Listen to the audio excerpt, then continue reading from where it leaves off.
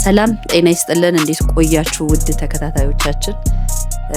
የዛሬው ፕሮግራማችን ሰዓቱን ጠብቆ የኛ እይታ ፕሮግራም ተከስተናል። ሰይድ እንዴት ነህ? ደህና ነሽ? እንዴት ቆየሽ? አለን እግዚአብሔር ይመስገን። እንግዲህ ዛሬ የምናነሳው ርዕሰ ጉዳይ ምንድነው? ኢህአፓ ህወሓትን ደግፎ መግለጫ አውጥቷል። እዚህ መግለጫ ላይ አንዳንድ ጉዳዮች እናነሳለን። በተመሳሳይ ሁኔታ ህወሓት ሰሞኑን በየከተማው በኤርትራ ድንበር ጭምር የተለያዩ ዝግጅታችንን አጠናቀናል፣ ወደ ጦርነት ልንገባ ነው የሚል ለህዝቡ የመጨረሻ የሚለውን ንግግር እያደረገ ነው። እሱንም እንዳስሳለን። እንዲሁም ኦነግ የሆነ መግለጫ አውጥቷል። እሱንም ማየት እናደርጋለን። መግለጫው የወጣው ፈትለወርቅ ሰሞኑን በሚደረገው ስብሰባ ላይ ብቻችንን አይደለንም፣ አዲስ አበባ በር ላይ ስንደርስ ፋኖም አለ ኦነግም አለ ያስገቡናል የሚል ንግግር አድርጋለች። እዛ ንግግር ላይ ተሞርኩዘው የራሳቸውን መግለጫ አውጥተዋል። እነኚህን እንግዲህ አጠራ አድርገን እንዳስሳለን። የዛሬ ፕሮግራማችንን ላይክ አድርጉ፣ ሰብስክራይብ አድርጉ ያላደረጋችሁና ሀሳብ አስተያየታችሁንም ስጡን። አብራችሁን ቆዩ። ያው ሰሞኑ የመጨረሻ ማለት የምንችለው እንቅስቃሴና ዝግጅት ኢቭን መግለጫም ለህዝቡም እየተላለፈ ያለው መልእክት አለ በቲፒኤልኤፍ ህወሓቶች በኩል። ባጭሩ በብልጽግና መቃብር ላይ ሉዓላዊነታችን ይከበራል እያሉ ይገኛሉ። ይሄ ምን ማለት እንደሆነ በጣም ግልጽ ነው። ምንም ማብራሪያ የሚያስፈልግ ጉዳይ አይደለም። ሌላ ደግሞ ዶክተር ደብረጽዮን አሳጥሮ ቁጭ ያደረገውን መልእክት ስንመለከቱ ሰሞኑ ምንም ሰላማዊ መንገድ አያዋጣንም፣ መሬቶቻችንን የምንወስደው በኃይል ነው ብሎ ሲናገር ሰምተናል። ይህ ደግሞ በጣም የሚያስገርመው ጽምዶ ከፈጠሩት ከፋኖ ጋር ራሱ እንዴት እንደሆነ ወልቃይትን በኃይል ሄዶ የሚይዙ ከሆነ የዛኔ ፋኖ የት እንደሚሆን ምን እንደሚሰራ ሶሻል ቤዙ የአማራን ህዝብ ምን ብሎ መግለጫ እንደሚያወጣለት ይህን ስንል የጎጃም ማለት ነው። የጎንደር ለይቶለታል፣ ሳይዱን ይዟል፣ ከህዝቡ ጋር ሆኗል። አያሳምነኝም ብሏል የቲፒኤልኤፍ መንገድ እና የኛ እዚህ ኦሮሚያ ክልል አካባቢ ያለው ማለት ወደ አዲስ አበባ በቅርበት የሚንቀሳቀስ ቲፒኤልኤፍ ማለት ነው። ኦኤልኤፍ የነጃል መሮ ማለት ነው። አዲስ አበባ በር ላይ ጠብቀን ማንንም የምናስገባ አካል አይደለንም፣ የራሳችን ኮዝ አለን፣ በራሳችን የምንታገል ሰዎች ነን ብሎ መግለጫ ወጥቷል። በጣም የሚገርመው ቲፒኤልኤፍ ከነሱ ጋር ሁላ ጽምዶ ሲፈጥር መቆየቱ ጥያቄ ውስጥ የሚገባ አይደለም። ግን በንግግሮቻቸው ለህዝብ በሚያደርጉት ንግግሮቻቸው የማይጠነቀቁ ጽምዶ ለፈጠሩለት በእኩልነት የማያምኑ አካል መሆናቸውን የሚያሳይ ነው እና እኛ በር ጠባቂ አይደለንም የሚል አይነት ይዘት ያለው መግለጫ ነው ያወጡት። ይሄ ማለት ደግሞ ከህወሓት ጋር አይሰሩም ማለት አይደለም። በጣም ግራውንድ ላይ የምናውቃቸው ስንከታተል የነበረ ብዙ መረጋገጫ መረጃዎች አሉ። ግን ስሜት ውስጥ እንደከታቸው ሞንጆሪኖ ንግግር ይህን የሚያሳይ ነው። ሌላ ደግሞ የምንዳስሰው ዛሬ የፌዴራል መንግስት ሙሉ በሙሉ እርምጃ የመውሰድ ጥሪ እየተደረገለትም ነው አለው። ምክንያቱም የህግ የበላይነትን የማስከበር ኃላፊነት በሱ እጅ ብቻ ነው ያለው። ስለዚህ የብልጽግና መቃብር እያሉ ነው የሚገኙት። እንዲሁም ደግሞ እጃችንን አጣጥፈን እንቀመጥም እያሉ ነው የሚገኙት ይመስለኛል። በመንግስት ሚዲያዎች ኦፊሻሊ ተኩስ ተከፍቶብኛል ብሎ መንግስት አላወጣውም እንጂ እስካሁን ህወሓት ዝም ያለ አይመስለኝም። እውነት ነው።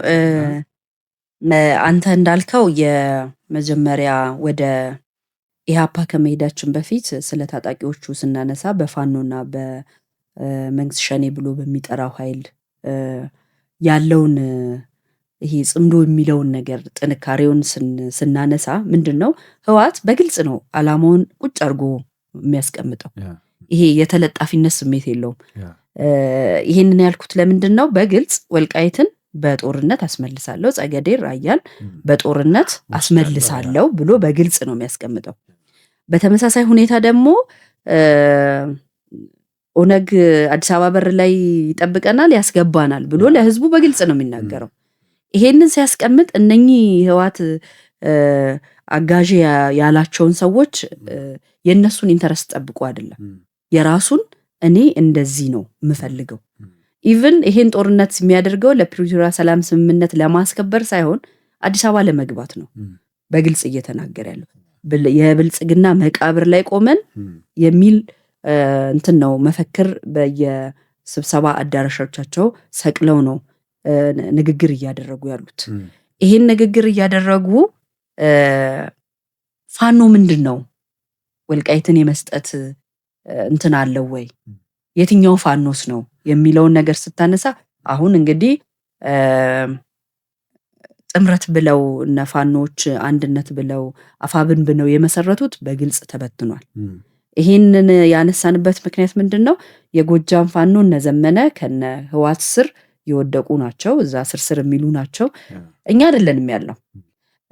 የአፋብን ምክር ቤት አባቶች የሚባለው መሳፍንት የሚባሉት እነኚህ ፉኝቶች አንዴ እኔ በኤርትራ አንዴ በመቀሌ በሱዳን እየዞሩ የሚል በጣም እንትን ቁጣ የነበረው ውግዘት ሲያወግዙ ነበረ። እነሱ በጎጃም አካባቢ በጎንደር አካባቢ ያሉ ናቸው። ከነዘመነ ጋር ደግሞ ጀነራል ማናቸው ተፈራ ማሞ የመልስ ምት ሲሰጡ ነበረ የተመለከተው። የመልስ ምቱ ምንድነው? ፖለቲካን የማያውቁ እንደ ህወሓት አጋራችን በዚህ ሰዓት ማንም የለም የሚል ነው ምላሽ ሲሰጡ የነበረው። ይሄንን እንግዲህ ስንመለከት በዚህ በሸዋ ያለው የተወሰነው ኃይል በጎጃም የተወሰነው ኃይል ከህወሓት ጋር አለ። ጎንደር በፍጹም ብሎ አንድነቱን ይዞ አንድ ሆኖ አፋብን የሚባለው ድርጅት ተበተነ ማለት ነው። ጎንደር ወልቃይትን ከመስጠት ከተከዜ ዘብ ከነ ኮሎኔል ደመቀ ጋራ የመሆን አዝማሚያ አሳይቶ ያ ማለት ዞሮ ዞሮ ኮሎኔል ደመቀም ያው ከመከላከያ ሰራዊቱ ጋር በአንድነት ያለ ነው። እነሱ በዛ በኩል ሆኖ ይሄ ጽምዶ የሚለው ነገር ህወሓት የበላይነቱን የሚያሳይበት ፍላጎቱን የሚያራምድበት እናንተ እኔ የምለውን አድርጉ የሚልበት የነበረ እንትን ነው ስብስብ ነው። ያ ግን አሁን ምንም ፈጠረ ታስታውስ እንደሆን ከዚህ በፊትም በሰሜን ጦርነት ኦነግ እኮ ከህወሓት ጋር ተሰልፎ ፋይናሊ ህወሓት ወደ ፕሪቶሪያ ሰላም ስምምነት ሲመጣ ኦነግ አብረኸኝ ታግለሃልና አንተም አላለውም ተከዳ እዛ ጋር ገባ። ዛሬም ያ ነገር ትዝ ብሎት ነው መግለጫ ያወጣው። ጽምዶ ቢሉም እነኚህ ኃይሎች የሚተማመኑና አላማቸው አንድ የሆነ የሚከባበሩ እኩል የሚተያዩ ያልሆኑ እንደሆነ ትልቅ ማሳያ ነው። አለመተማመን በጣም በመሃላቸው እንደነገሰ ነው የሚያሳየው። ሌላ ደግሞ በተጨማሪ መከላከያ ሰራዊት ድንቅ ኦፕሬሽን ሲሰራ እንደቆየ በጎች ብዙ መረጃዎች እየወጡ ይገኛሉ። በጣም ተጨባጭ የሆነ መረጃዎች እየወጡ ይገኛሉ። እንደ ፈረስ ቤት ጮቄ ጠራራ የሚባሉ የፋኖ ይሄ የጦር አዋጊው እንትና ማን ነው ዝናቡ የሱ ቤዝ የነበረ አካባቢ ነው። ቦታውን ሰራዊቱ ከሰሞኑ ቢኮዝ ይሄ የጎጃሙ ነው ከህወሓትም ጋር ጥምረት የፈጠረው ቀድሞ ቦታውን መከላከያ እያጸዳ ያለበት ሁኔታ አለ። እንደውም ሰራዊቱ ራሱ ችግኝ እየተከለ ነበር ቤዛቸው የነበረ ቦታ ላይ እግር በእግር እንትን ብሎ እንደ ከቦታው እንደ የሚያሳየው አይተሽ ከሆነ ድርድር ሲያደርጉ ማለት ድርድር ስንሉ ከፍ እንዳይልብን ሲመካከሉ ጽምዶ ሲፈጥሩ በሰው ኃይል እንዲሁም ደግሞ በያሹ ማቴሪያል ነው። አሁን ፋኖ ሲደራደር የነበረበት አንዱ መመዘኛ የሰው ኃይል ነበርና እንዲሁም ደግሞ በያዘው ቦታ ስትራቴጂክ ኤሪያ ኦር ፕሌስ የሚባሉ ቦታዎች በጦርነት ትልቅ ቦታ ነው ያላቸው እና አሁን እየለቀቃቸው ቦታዎች መከላከያ ሰራዊት ያስለቀቀው ቦታ የድርድሩ አካል ነበር። እንዲሁም ደግሞ እየተመናመነ ያለው የሰው ኃይልም የታጣቂ ኃይልም የድርድሩ አንዱ ሜዥርሜንት ነበረ። አሁን ግን በዚህ ሰዓት ፋኖ አንድ ሆኛለሁ ብሎ ነው ከነ ቲፒኤልኤፍ ጋር ሲደራደር ነበረ። አሁን ግን እየተበታተነ ነው የሚገኘው። ሁለቱ ግዙፍ የሚባል የሚችለው ማለት በቁጥር ደረጃ ማለት ነው የጎንደርና የጎጀም ነው። ከሌላው ይልቅ የጎንደሩ ወጥቷል፣ ራሱን ችሎ ወጥቷል። ኬዞቹን እኔ የራሴ ኬዝ አለኝ ከቲፒኤልኤፍ ጋር አያስማማኝም ብሏል። በመግለጫም ጭምር አስቀምጧል። የጎጀሙ ደግሞ ጠንክሮ ቀጥሎበት ነበር ከህወሓት ጋር ግን አቅሙንና ቦታውን አጥቷል። ሌላ ደግሞ ሶሻል ቤዙ የአማራን ህዝብ አጥቷል።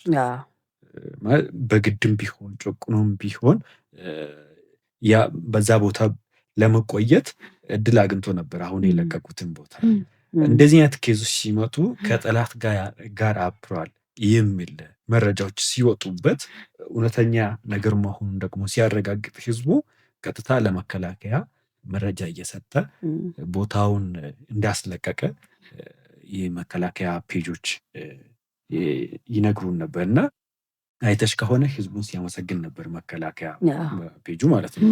ጥቆማ ሲሰጥ ነበረ። ይህ ኃይል በአማራ ህዝብ በኩል እንደ ጠላት እየተቆጠረ ነው የሚገኘው ማለት ነው። ቢኮዝ የፈለገ ያህል ልጆቻቸው ቢሆኑም ከጠላት ጋር እስከሰሩ ድረስ የህዝቡን ኮዝ መልሶ የሚሸጡ ከሆነ የህዝቡን ኢንተረስት መልሶ የሚሸጡ ከሆነ ጠላቱ ነው የሚሆኑ ማለት ነው። ህዝቡ ራሱ እንዲለቅ ከዞን እንዲወጡ ከወረዳው እንዲወጡ እያደረገው ይገኛል ማለት ነው። ቲፒኤልኤፍ ተማምኖ የነበረ የሰው ኃይል ቦታ እያጣ ይገኛል ማለት ነው። የሚያሳየው በፊትም አለመተማመን አለ፣ በመሃላቸው አለ። ያችኑ አብሮ ይሰራሉ የተባሉትንም ሰራዊቱ እርምጃ እየወሰደባቸው ነው። በተመሳሳይ ሁኔታ ደግሞ እነኚህ ኃይሎችም ለምሳሌ እነ ኦነግ ከዚህ በፊት የነበረውን ክደት እንደሚደገምባቸው በተመሳሳይ ሁኔታ ያው እንደሚታወቀው የተወሰነ ደጋፊ ሊኖራቸው ይችላል። እነኚህ የኦነግ ኃይልም ጽንፈኝነትን የሚደግፍ አይጠፋም። በዛ ሰዓት ከህወሓት ጋር መሆናቸውን ራሱ ያልደገፉ በርካታ ነበሩ። ዛሬም እንግዲህ ፈትለወርቅ አዲስ አበባ ይዘውን ይገባሉ ስትል እነሱን ልታስመጡብን ነው ወይ የሚል ይሄ ማህበራዊ እንትናቸውን ድጋፋቸውን ስለሚያጡም ጭምር ነው ይሄ መግለጫ ያወጡት። ኦነግ ስንል ባይዜ ኦነግ የበፊቱ ኦነግ አይደለም። አሁን ኦነግ ሸኔ መንግስት ብሎ የሚጠራው እነሱ ናቸው። በጣም አነስ ያለ ቁጥር ያለው ማለት ነው። ያ በፊት አስመራ የነበረ ኦነግ እንዲሁም ደግሞ በየአህጉሩ ተበትኖ የነበረ ሊቁ ወደ አዲስ አበባ ገብቶ መንግስት ጋር ጽምዶንም እንደማይደግፉ ከዚህ በፊትም መግለጫ አውጥተዋል። ጽምዶ ማለት የኦሮሞ ህዝብ ላይ አደጋ የደቀነ ነው የሚል መግለጫም ሲያወጡ ተመልክተናል። እንግዲህ ሁለተኛ ልናይ የወደድነው ነገር ደግሞ ይህ የኢህአፓ መግለጫ ነው። የኢህአፓ መግለጫ እንዴት አየው? የኢህአፓ መግለጫ በሰላማዊ ትግል የሚያምን ድርጅት በምርጫም የተወዳደረ ድርጅት መሀል አዲስ አበባ ላይ ተቀምጦ ህወሓትን ደግፎ መግለጫ ሲያወጣ በጣም አስገራሚ የሚሆንብህ ምክንያት ምንድን ነው? ሚዛናዊ አለመሆን ሳይሆን ህወሓታዊ የሆነ ነው የሚመስልህ። ምክንያቱም ህወሓት ከዚህ በፊት ጊዜያዊ መንግስቱን ሲያፈርስ በህገ ወጥ መንገድ ዚፕን ያደረገው ምንም ነገር አልተናገረም። ማለት እኛ አይደለንም ያልነው ዓለም እያለው ያለው ነገር ነው። በዶላር የትግራይ ወጣቶች ለሱዳን ጦርነት በማያገባት ሲሸጡ አንድ መግለጫ አላወጣም። ይሄ ሰብአዊ ክብርህና ፍላጎት ተገፎ ያለ ፍላጎት ለጦርነት ወጣቶች ከጸበል ከቤተክርስቲያን ከየመንገዱ ሻይ መጠጣት በማይችሉበት ሁኔታ ውስጥ ቤተክርስቲያን ተደፍሮ የቆሎ ተማሪ ጭምር በሚወሰዱበት ሁኔታ ውስጥ ሲመለከት አንድም መግለጫ አላወጣም። ለትግራይ ህዝብ አፋኝ የሆነ አዋጅ ሲያወጣ ዓለም ሁሉ አሜሪካ፣ አውሮፓ ህብረት ሁሉም ሲያወግዙት አንድ መግለጫ አላወጣም። ከሱዳን ጋር ከኤርትራ ጋር ያሉ ግንኙነቶችን ይሄ ሉዓላዊ ሀገር ክብርን የሚዳፈሩ ነገሮችን ሲያደርግ አንድ መግለጫ አላወጣም። ይሄን ሁሉ ዝም ብሎ ግን የፌዴራል መንግስት ህወሓት ትግራይ ላይ ጦርነት ሊከፍት ነው የሚል መግለጫ ማውጣቱ ምንን ነው የሚያሳየው? ራሱ ህወሓት የሆነና የህወሓት ደጋፊ ሳይሆን ራሱ የከተማው ህወሓት የሆነ አልመሰለህም? እንደዛ አልታየም? ለእኔ እንደዛ ነው የታየኝ። ቡድኑ የሚያሳየው በዚህ ይሄ በጣም ህገወጥነት ነው። አንድ ሰላማዊ መንገድን ይከተላሉ የሚል አካል ፓርቲ በዚህ ደረጃ ምስጢር ባልሆነ መንገድ የአውሮፓ ህብረት እያወገዘ አሜሪካ እያወገዘች ማዕቀብም እየጣለች ገና ለገና ፌዴራል መንግስት እርምጃ ይወስዳል ብለው የእናቶችን ባስ እንዴት አይተህ ታልፈዋለህ? ማለት ልጆቼን አትውሰዱብኝ ብለው በአንድ እጃቸው ህፃን ልጃቸውን አቅፈው በመኪና ታፍሶ የሚሄድ ልጅ በአንድ እጇ በድንጋይ እየታገለች እየወረወረች ለቅሷቸው ለቅሶ አይደለም። አንድ ልጅ የቀራት እናት እየተቀማች ይሄስ እንዴት አስችሎ ነው ለህወሓት ወግነህ መግለጫ ልታወጣ የምትችለው? ራስህ ህወሓት ካልሆንክ በስተቀር። እሱ እኮ ነው። ሌላ አይተሽ ከሆነ የመንግስት ጥቅምና የመንግስት አስፈላጊነት የገባቸው ሁላ አልመሰለኝም ይህ ፓርቲ ማለት ነው። እንደዚህ አይነት ቡድኖች ላይ እርምጃ ካልወሰደ የህግ የበላይነትን የማያስከብር ከሆነ ሲጀመር በሆደ ሰፊነት ነው ነገሮችን እየጠበቀ ያለው እንጂ እርምጃ እንኳን አልተጀመረም።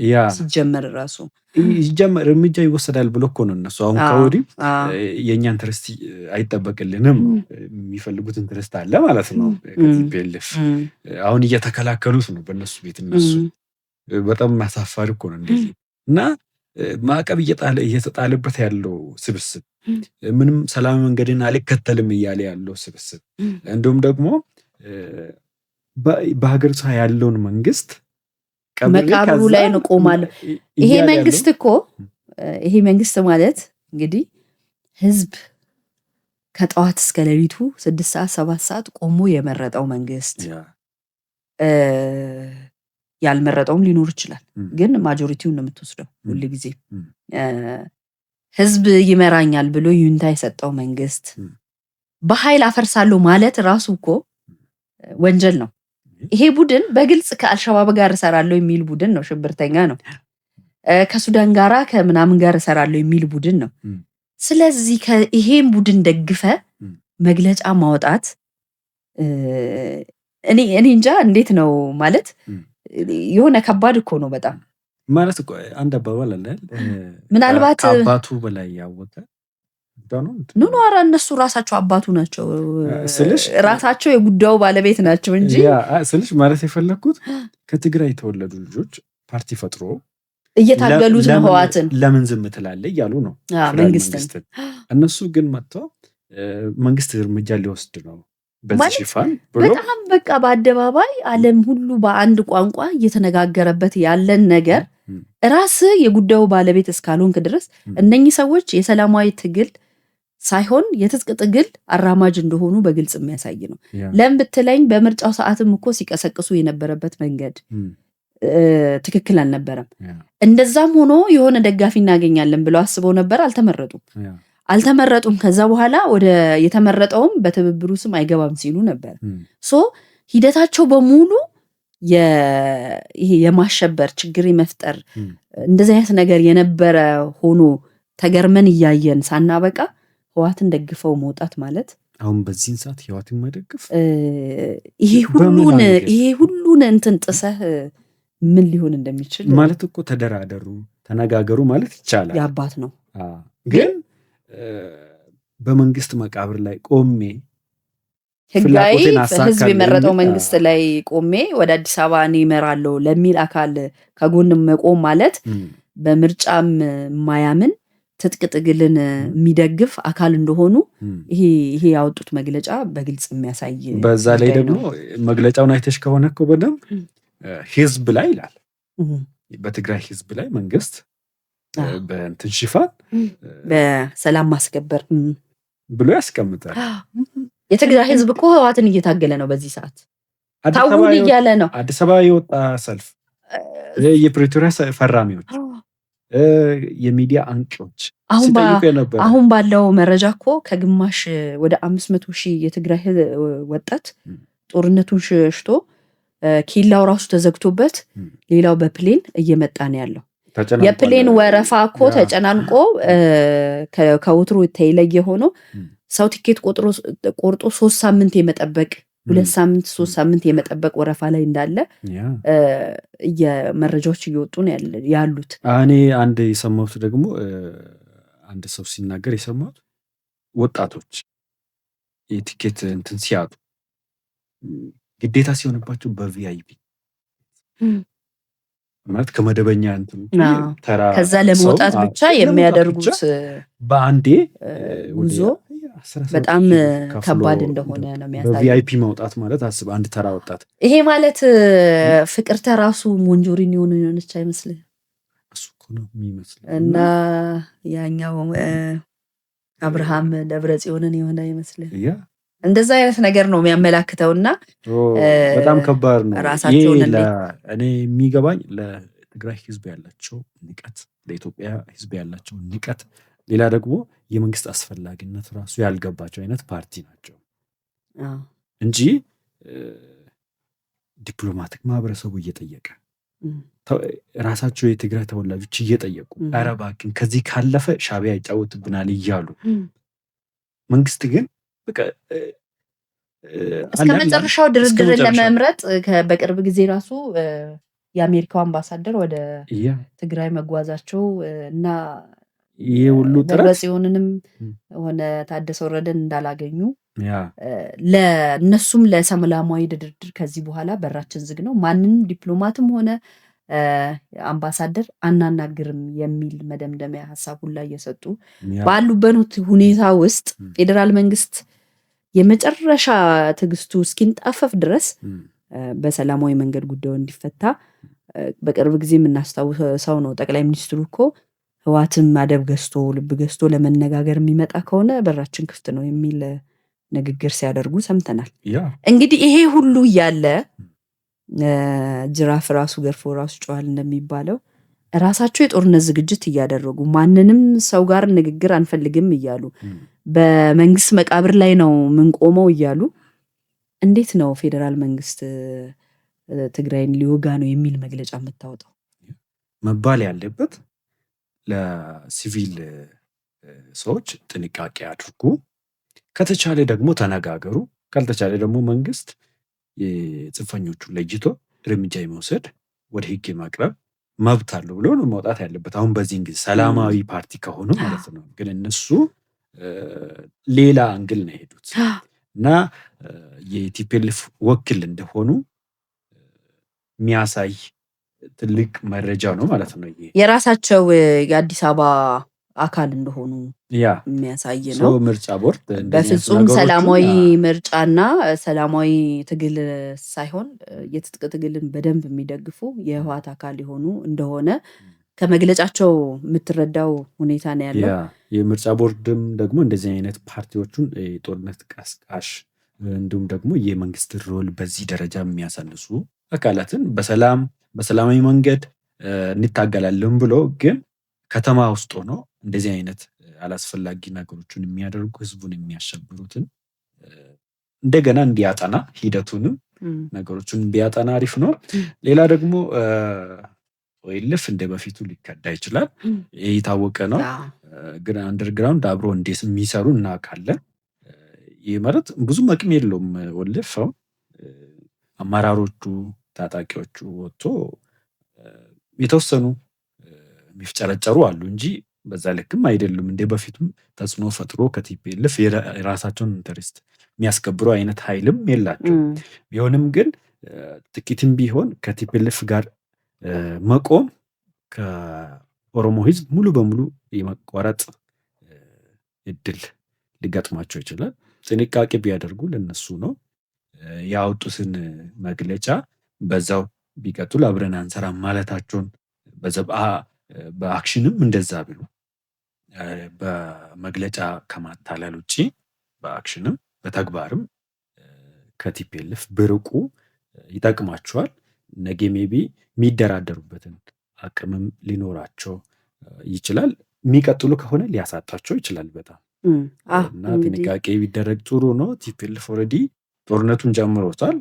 የፌዴራል መንግስት እርምጃ የመውሰድ አስፋ የመስጠት ሂደት ብቻ ይቀራል ብለን እንገምታለን።